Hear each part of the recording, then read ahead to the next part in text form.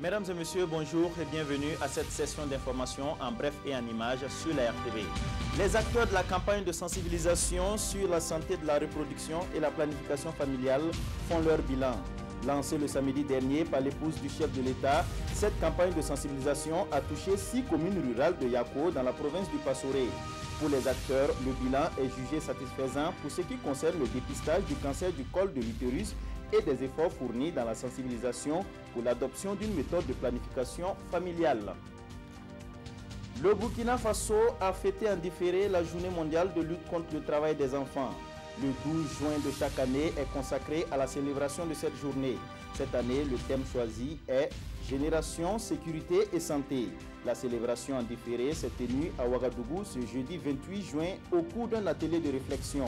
L'objectif est de trouver des stratégies efficaces pour éradiquer le travail des enfants au Burkina Faso.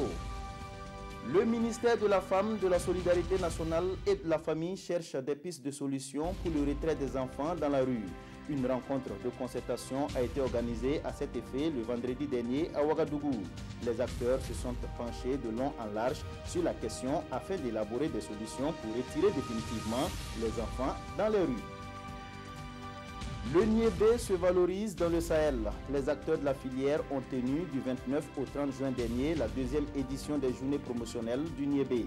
Une tribune pour les producteurs de nouer des contacts avec d'autres acteurs de la chaîne de valorisation de ce produit agricole.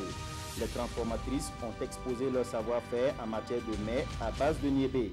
Pour les acteurs de la filière, la commercialisation du niébé reste un des défis majeurs à relever. Les chefs d'État africains se rencontrent aujourd'hui en Mauritanie pour le 31e sommet de l'Union africaine. Ce sommet est placé sous le sceau du renforcement de l'intégration continentale dans une Afrique confrontée à l'exode massif de ces jeunes. Le président français Emmanuel Macron est attendu au cours de cette rencontre. Plusieurs sujets sont à l'ordre du jour, dont la crise qui secoue actuellement le Soudan du Sud et le Sahara occidental.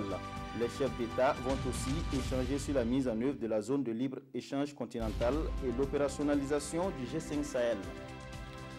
Voilà, c'est tout pour cette édition. Marguerite Douagneau vous retrouve à 13h pour plus de détails.